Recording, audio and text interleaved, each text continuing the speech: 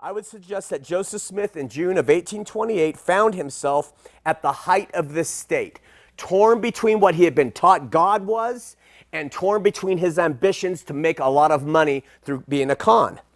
And the tension drove him to some really desperate points. You see, in June of 1828, several things happened that pushed Joseph Smith to the edge. First, his wife Emma underwent a horrific childbirth where she almost lost her life. I do believe Joseph loved Emma and was capable of love, and to feel love. And to a mystically minded young man who is pulling off a con, such a trial can have a powerful effect, influence on his person. To make matters worse, when Smith's wife gave birth, she gave birth to an extremely deformed young boy who was stillborn.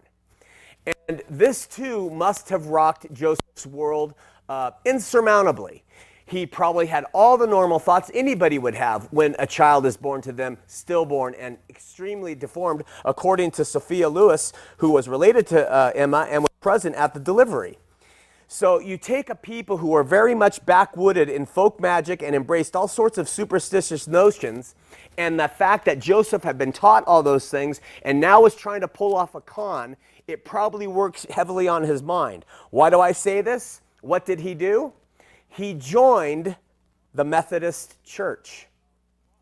This is in 1828. Joseph Smith, who said God the Father and Jesus Christ visited him in 1820 and told him that none of the churches were true. They were all an abomination in his sight, and their professors all drew near to God with their lips, but their hearts were far from him, joined the Harmony, Pennsylvania Methodist Episcopal Church in June of 1828.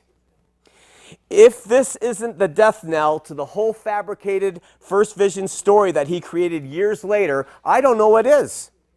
To prove that Joseph joined, Joseph Lewis wrote this, which was published in the Amboy Journal, June 11th, 1879. It reads, the facts are these. I, with Joshua McCune, a local preacher at the time, I think in June 1828, heard on Saturday that Joe Smith had joined the church on Wednesday afternoon. We thought it was a disgrace to the church to have a practicing necromancer, a dealer in enchantments and bleeding ghosts in it.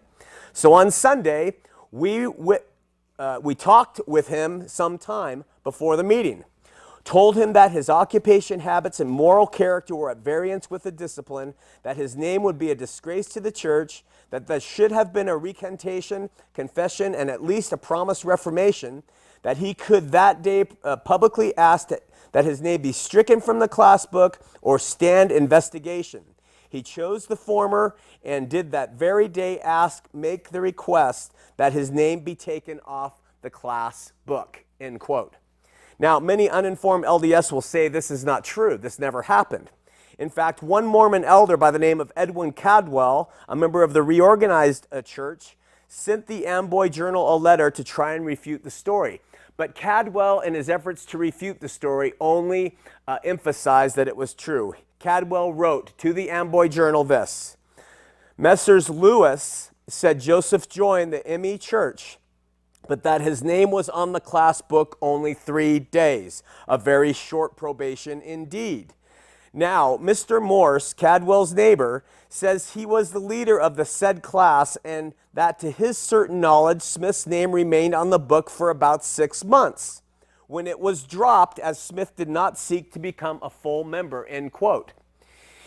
Unwittingly, Elder Cadwell, in seeking to embarrass the source who said that Joseph was only there for 3 days, he comes up and says he was there for 6 months. But he doesn't refute the fact that in 1828, after Joseph supposedly had a vision from God saying, don't join, he went and actually joined the Methodist Church. Years later, he would concoct the first vision, dated 1820, and completely ignore this little detail of his life, who he didn't tell anybody until the records were discovered later.